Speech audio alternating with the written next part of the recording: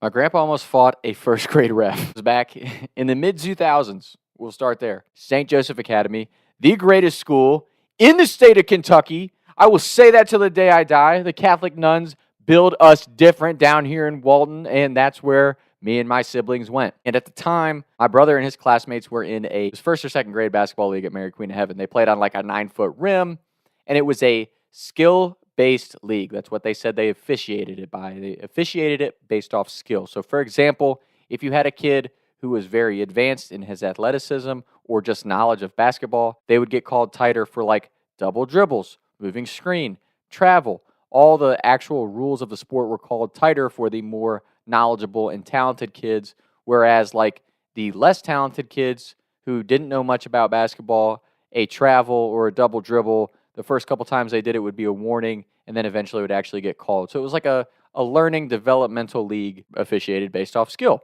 which was fine at first. Me and my grandpa never really bothered us, and my grandpa was like the funniest person to sit by at these games because it's like a first or second grader that don't know that much about sports or are super competitive. Like my brother and his buddies almost didn't fit in the league because they all had older siblings, and we would beat the crap out of them growing up. I think everybody knows that usually the younger siblings starting out in sports is just the best because they get beat up by their older siblings growing up. They're always playing with older kids. They get taught a lot more about the game at a younger age. When they play kids their age, it's almost a cheat code, right? Like they're way ahead of the curve.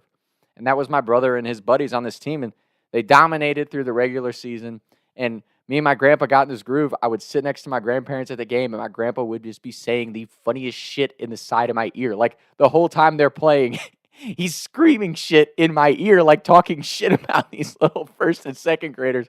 And he had the funniest cheers from like, my grandparents went to high school in the 60s. So he would be saying these cheers in the side of my ear the whole time while it's like a first or second grader that can barely shoot a free throw. And he's saying, "See the rim, see the ball. Come on, screwball, hit that wall." Like all this out of pocket stuff is being whispered in my ear, and I'm laughing my ass off at these, grade school basketball games. And it was awesome. Like my grandparents have been my best friends for as long as I remember. Like that's just my people. That's who I spend my time with. We get to the playoffs for this league, and there was this one ref who we always kind of called really biased against our little school, and we never knew why until a few weeks before my brother's tournament.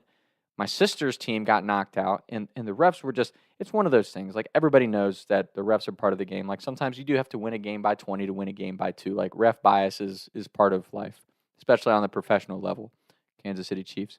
But on a younger level, usually it's not that deep. Like, it's a grade school or middle school basketball game. Like, you wouldn't think the refs would purposely call against certain schools to make them lose. But we end up finding out this guy had a kid that went to our school, guess didn't have a great experience, and he kind of held that grudge against our school and would call really biased calls against our team.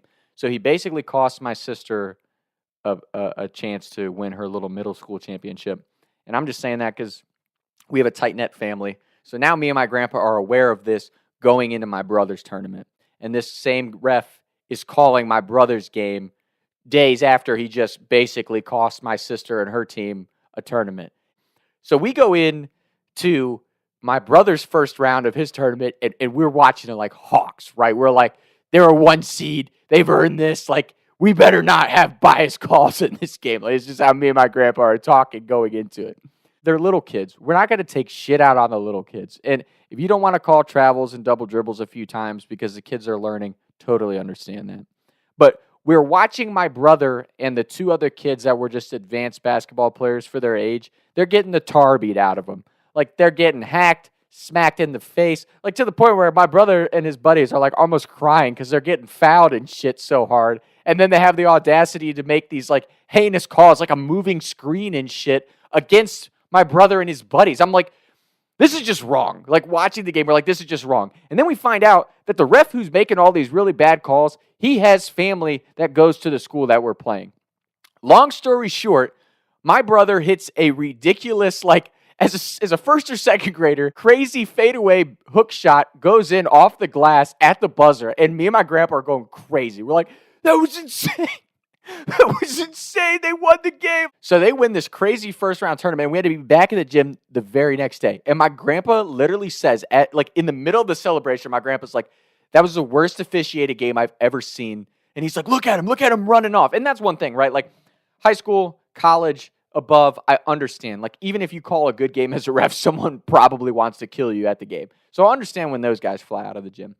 But to be reffing a first or second grade game, if you're running out of the gym to go hide, you probably know that you called a bad game, right? So we see the refs beeline. Well, my grandpa goes, look, they go into a room right behind the concession stand. So I'm like, I don't really know what this man has brewing, but my grandpa's upset. And I don't know what my grandpa's going to do. So we'll see. The next game, he calls an awful game. The team that they're playing is obviously a little bit more even with my brother and his buddies. My brother and his buddies end up losing the game. And it was just a horribly biased calls again. My brother losing aside, right? You win some, you lose some. That the refs are always going to be a part of the game. So, like, obviously, I wasn't going to say anything to my brother. But I see my grandpa get up, and right as the buzzer sounds, there goes those refs. And the same ref that had been calling really biased against our school, my grandpa beelines across this court. And it was like one of those, like, blue multi-surface courts. So I see my grandpa just beelining after the refs, chasing him to this little, like, locker room behind the concession stand. And my grandma's like, go get him. Go get him. Don't let him go in there. So I'm like, oh, shit. Like, is my grandpa going to throw hands? I don't know. And my grandpa is like low-key just like jogging across the court. And I'm like, oh, shit. Like, he really might go throw hands. So I go sprinting down. My grandpa gets to the ref locker room. And like literally right as the door's shutting, he slams his paw in there. And he's like, hey, I'd like to have a word with you. And you see the ref like, oh, shit. It's your classic like middle school ref, like kind of sad-looking bald dude, right? Like that's the ref. And he turns around, he's like, he gets like beat red. He's like, about what? And my grandpa's like, you could tell by his tone he's irritated, but it was the most like diplomatic conversation I've ever seen an angry fan have with a ref, right? Like he goes, I understand it's a developmental league, and I can understand not calling travels, not calling double dribbles, but a foul's a foul. And he goes, the more talented kids are playing just as hard as the kids who don't know what they're doing. And for you to not call fouls and not teach the kids the game the right way, that is wrong. And you know that's wrong. And he goes on this whole tangent about the league. Again, it was legendary because nothing that he said was like a, fuck you, I'm angry about the result of the game. It was, I understand what you're doing here, but you're doing it to a point where you're just not teaching kids the right way about playing the game. And I'm like, that was legendary. Because it's the truth, all right? Like, that's the problem for me with half of these leagues nowadays for kids is like, you still need to teach these kids that you're here to win. Like, you're here to go give maximum effort and try to win the game. I don't care if you're that good at the sport. I don't care if you don't want to play the sport past a certain age. Learning how to give effort and try to put your best foot forward, that's a habit that can be carried over from more than an athletic surface. So, like, all that joke, and I think it started when I was in high school, but like the whole joke about a tryhard, it's not called a tryhard. If you can't guard me and I'm beating you on an athletic surface, I'm better than you. I was either better trained, I was better prepared, or I'm just more athletic and you don't like it, so you're calling me a tryhard for enjoying the sport and kicking your ass. That's not called being a tryhard. That's called habit forming and being able to actually take what you have, your potential, and form it into something that can be a successful product on an athletic surface. And I think that's my biggest pet peeve with this whole participation trophy era. It's like, I'm sorry, when it comes to sports, there will be a winner and there will be a loser. And you have to learn how to come out on both sides of that. Like, that is my biggest pet peeve with sports. Like, I don't know where we got to this point in our generation where it's like, everybody gets a chance to play. No, it's one thing, especially at the younger age. Teach the kid the sport, fine. But there does reach a certain point where it's like, it's still an athletic competition, and there's going to be a winner and a loser, and you have to teach people that. Because that's the whole problem with society today. It's like, people don't know how to deal with any sort of difficult circumstances. Like, I feel like sports is a huge reflection of that. I mean, it was just one of those things. And again, like I said, what I respect the most about my grandfather and my parents with that type of stuff is even if the ref alters the outcome, and we all know it, right? Refs have altered the outcome of many games at any level of athletics over the years. But what I appreciate about my parents, my coaches, my grandparents, like everyone who I kind of grew up with was like, that shit's always going to be a factor. There's always going to be outside factors, and that goes way deeper than just athletic surfaces. It's like there's always going to be circumstances that are out of your control, the refs being one of them. But if you would have done, a few things better throughout the game, you wouldn't have been in a situation where the ref was able to dictate the outcome of a game. So that was one thing that I just always loved about my grandparents is like, yeah, they'll tell you the truth, but at the same breath, they're always, hey, you could have played a little better. And I think that's just, those are the type of habits and stuff that I'm just appreciative of. And I hope that more people get back to that. Like, instead of making excuses for the results of things, just deal with the outcomes and look at what you could do better to get better, And that's one thing for me, like I've always said on here, like I'll never pay for a pin. I'll never pay for views. I'll never pay for boosted posts. I'll never pay for bot followers. Like, I want to do this and get to a point where the product is so good that I earn a genuine following. I never want to sell out and do all the other shit that you see a bunch of other people doing on social media today. Fuck an ad. Fuck sponsorships.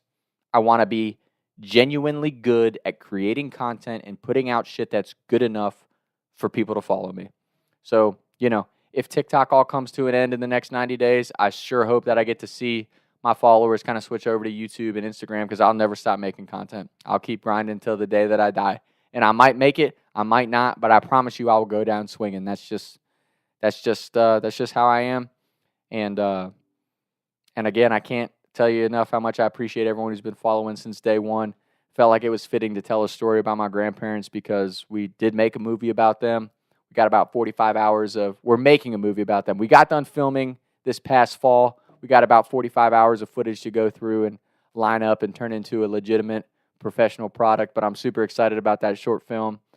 We're going to keep you all posted on that. There'll be a ton of content dropping related to that as we get into it. And yeah. So that's today's episode. Hell of an episode. Shout out my grandparents, legends. Talks with time. Taking shots by the lake till I can't even breathe no more, see no more. I was riding around town thinking to myself, is it gonna get easier? I'll be up and away of the shake and bake, but I can't even breathe no more. What's it to me? What can I see? Taking shots by the lake.